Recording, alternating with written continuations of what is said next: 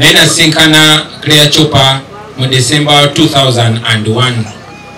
Nali muyimbi kana kamaliriza university.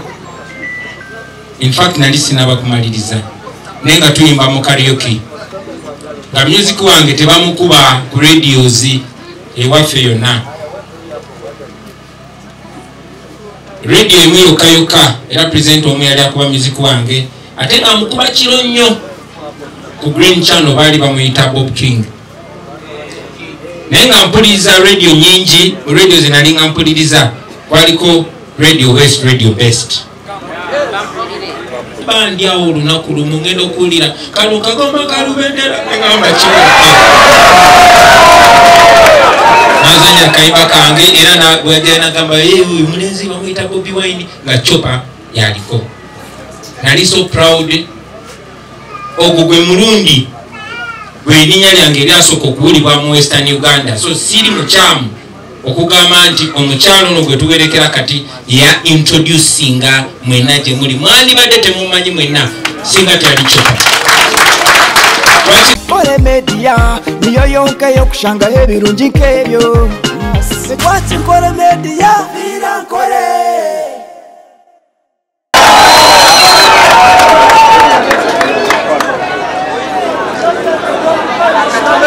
Webale munonga sebo, webale munonga nyabo. Nyoni mwishongozi nanyikirize nishongore akakazina. Shitwe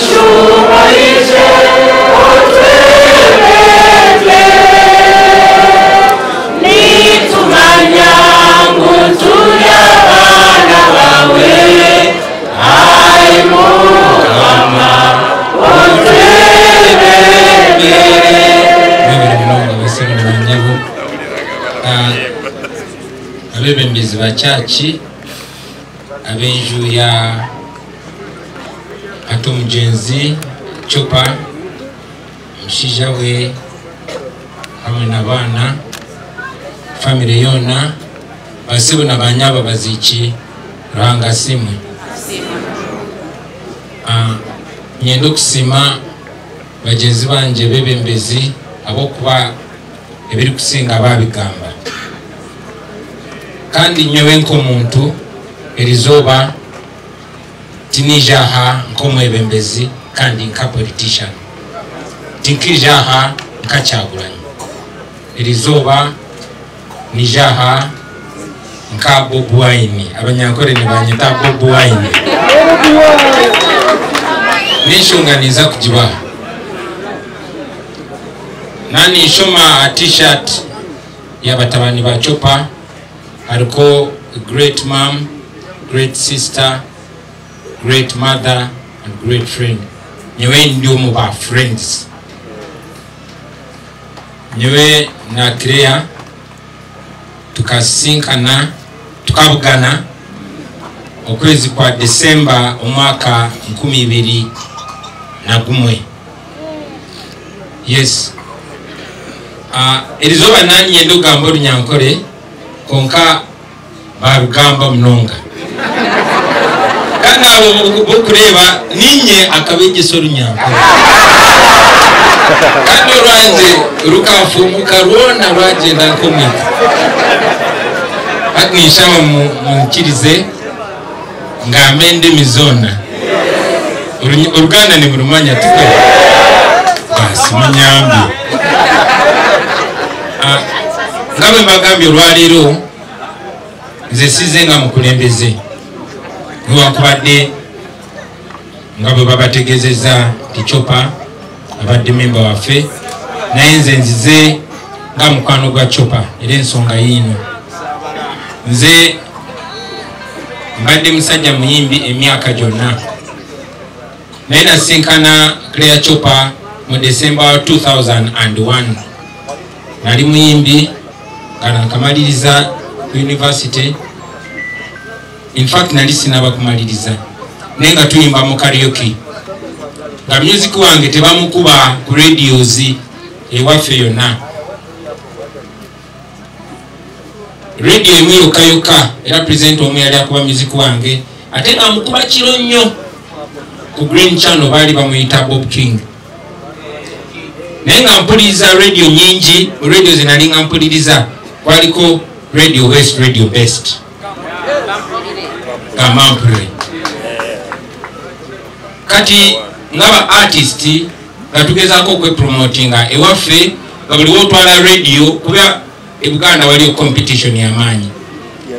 Ate music waffe nga yakatandika ffe twasooka okuba alaga nga tebanaba mutegeera nga buli wotwala music oba ku CBS bawulira nawulira munayenda kama lwaki toyimbye nga mayinja, lwaki toyimbye nga sebata, bino tebitegeerekeka. So nga tunoonya okwepromotinga. Kati mu December wa 2001 twali tulina group gye tuzze nayo eno erw'ebikoona nga ya karaoke okuyimba nga promotingira music wange underground. Naye nga mpuliriza Radio West ngera manyi coveringa Western Uganda yonna. So nga nyina CD yange biseera ebyo CD yali very expensive. Era nze omu ku bayimbi abasooka okuteeka music wange ku CD abalanga bamuteeka ku tape. So bwe twajja erw'ebikoona ne ngamba nyina okozesa opportunity eno ngende ku Radio West nteekeyo music wange. Era bwe natuuka ku Radio West bwe twava erw'ebikoona ne ngenda ku Radio West ekiro ssaawa 4:05 nga mbuuza music director ne bangamba taliiwo agenda kujja nkya akeera yakera nnyo ku makya ne bangamba ojja kulaba Chopper. So nga bwe yabanyumiza kituufu naibaka awo ku ka bench ku ka form aka Radio West nga mulinda we nasula all night sawa 12 ez'okumakya nga jja omukyala yali ayambadde nzijukira bulungi nga ayambadde kijaketi kiwanvu kya white kikoma muno. Kaka ne bagamba uyu mulenzi alinze gwe. Kati binajjanga ati ndaba mukyala ati bangambye Chopper. Singa nze manyi Chopper inakuba musajja kuba erinnya lya kibanda. Niwe yangamba oyagala nimba nedda nyabo nize Chopper. Nagamba yinze ngati omukyala mugambye Claire uyu mulenzi alinze gwe. So nagamba yinze Chopper ninga nsonyiwa nnyabo ne munnyonnyola ne mugamba nze Bobi Wine ndi muyimbi naye mbadde ndisa akayimba kange kano okateeke mu computer bwe kanaba kasaanidde munaakaplayinga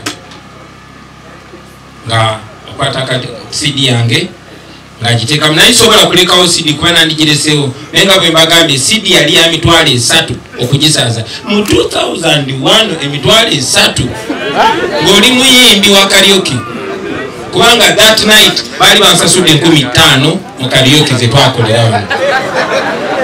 Transport yali wabwereere twali twajjidde ku motoka ya byuma era nga tugenda kuddayo na motoka ya byuma. Unfortunately ekiro ekyo emotoka yaffe ey'ebyuma yo neddayo kati ze neesigala embala naye nga nyinamu 5 zange ate nga banfuye n'okunfuwa bwe nayimbye so nga ndishuwa nja kufuna transport yali wanusu kasambo bakanaana ya kasambo yes yali wanusu kasambo okuddayo Kampala. So nempa Chopper CD yange nateekamu nakama kayimbako nkawulidde kalungi kalimu ddaasi nyimbiramu awo atenza okuyimba obuyimbi ne mukubamu awo akapera. Nagamba kale tujja kulaba nengenda nenkwata baasi nenzirayo Kampala nembeera nga Radio West empuliza yokka olunaku olusooka lwokubiri wiiki neggwako neŋŋamba banaye balinga era radio ndala kuba buli radio nali njiwadde music wange naye nga bw'omanyi ebiseera ebisinga ng'olina okuwaayo ssente bakubi music wo. Ba artist abasinga balina ba managers ba Red Banton ba Chameleone nga balina ba managers nze nga nali ghetto youth. So neninda wiiki yasooka neggwako wiki yokubiri naye bandi awo olunaku lumu ngenda okuwulira kano kagoma kalubendera ngamba kibuke nazanya kayimba kange era bwagenda nagamba uyu mulenzi bamuyita Bobi Wine nga Chopper yaliko. Nali so proud ogwo gwe mulundi gw'erinnya lyange lyasooka okuwulibwa mu Western Uganda, so siri mukyamu okugamba nti omukyalo ono gwe tuwerekera kati ya introducinga mwena gye muli mwandibadde temumanyi mwenna singa teyali Chopper. Lwaki ngamba bwentyo? Because all of you, majority abasinga kumwe mwantegeera lwa music, politics yajja luvannyuma, mwali temwanyize Kyagulanyi, mwali mmanyi Bobi Wine. Era ebyo byonna omukyalo ono yankola bulungi nnyo era forever nembanga muwa respect. So teyakomaawo. After that yali December 2001 wayitawo emyezi 2 oba 3 mu late January 2002 nga nfuna essimu okuva Radio West eyankubira baali bamuyita Blackman Ambrose oba akyaliyo, yali presenter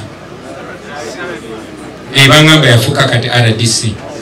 Mugambe nkyamujjukira era bwe natula mu ntebe njamulinyisa asuke kuba RDC. So bwankubira nga ngamba tukwetaaga akayimba kangulu kakuteyo nga nkuba mu Western Uganda ne bagamba twagala kubukinga for a show ku Valentine's Day ya 2002. Kati ebiseera ebyo nga simanyi na sente zemmeka za kusaba. Jjukira 2 months ago nali nkyajinga, nali sikyaginga nga ngenda mu kalyoke nga bawutuwa 15,000 bwaba bakwadde nyingi nnyo nga abantu bajjudde bagikuwa mutwalo oba mu kitundu.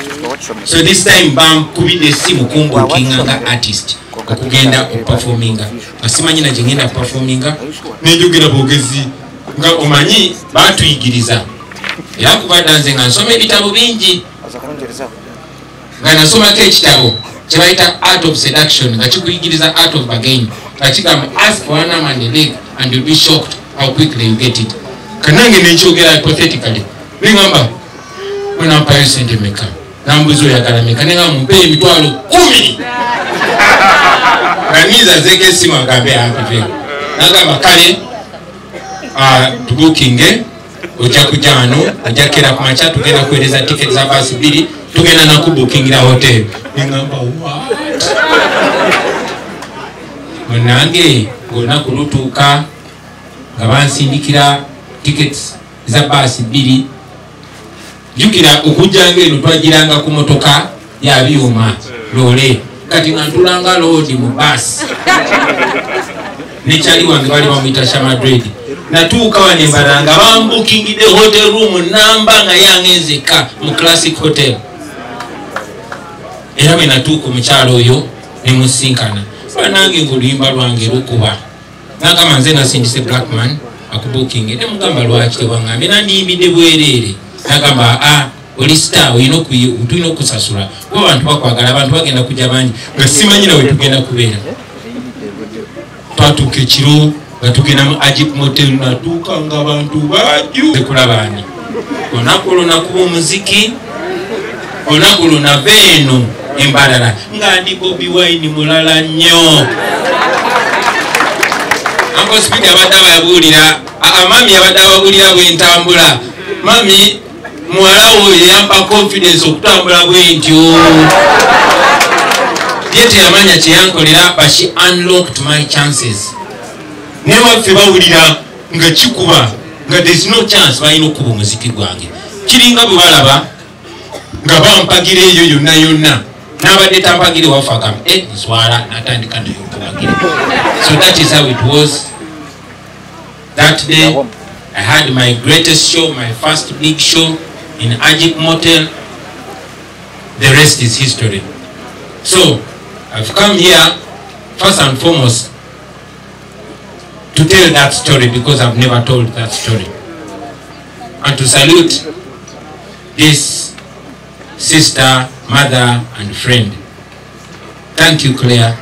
Safuna mukisa kugamba ngo oli mulamu naye Chewatandika, I am very glad making her proud kubanga mbadde nga ndaba byonjogerako kubanga gwe omanyi Claire amanyi mwete mumanyi naye Chopper abadde amanyi.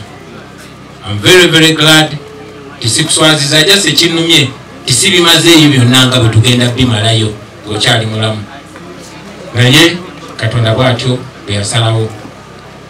Basebe ne bannyabo tufiiriddwa nnyo era kitalo nnyo n'ehano ly'amaanyi munonga. Ninyenda okusiima omwami wa Chopper Mr. Kabagambe webale munonga okuba emanzi. Losing such a person, I expected you to be broken, but you're not broken. You even crack jokes. You inspire me. May God bless you, keep you strong with your boys. Claire, thank you very much for what you did for me and for the nation. And I'm so proud to know that you even believed in the idea that I lead. I'm supposed to be your little boy because, well, Tori Mukulu knew, but you made me, and I salute that. All we can do is to keep being productive people, being good people, tulemekuswaza. Era mwinanga bwe muwulidde maama bw'akyogeddeko n'abalala, tusigale nga tuli bantu balungi, tusigale nga tuweesa abantu ekitiibwa. Nga bwe bakyogeddeko era nti Chopper abadde akkiriza nnyo mu National Unity Platform NUP. Ekyo kya kitiibwa nnyo era tetukitakinga for granted. Namwe tubasaba bantu mwe mutushagike bantu mwe. Tuli abantu balungi, tetulina ensonga. Twagala kutereeza Uganda nate nga tugenda gitereeza. Mbadde wano nga njogera ne mami wali ne musuubizo bwa minisita n'asanyuka naye tebogedde ku Museveni n'awaga kati ndukujjeeko nakufula just RDC. Naye nga Lukunde gumeho mwebale nnyo okutwaniriza, mwebale ku butatutya, mwebale tutreatinga ng'abantu kubanga naffe tuli bantu. Era let that love prevail. Let us keep focusing on a better Uganda for everybody because all of us are the same. All of us deserve good. All of us deserve to raise our children in a better country. Thank you very much for listening to me. God bless you. Mjenzi mkama amuhechi umuro kirungi ekyobusinje amusasire ebyamushobaho ukumbundo egumeho mwebale munonga basebo n'abanyere. Ati aho Bob Wine hakusiko warinjira muko webale nnyo mumutero mungasakisomo bana bakubiha Bob Wine n'omutabo kimanya byana hinechi yatamka webale oli muko bunabo genze itungo mutwaniriza ne sente tako speeder squad akule muchali bunabo tuwese ankubire tete kasento kamande umanyino Uganda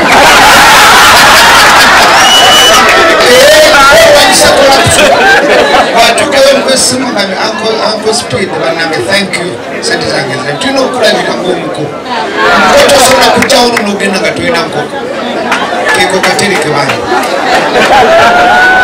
wewaba kulayira omanya abakowe batula twenda mumutero mungaroria. Thank you so much. Here's our persona.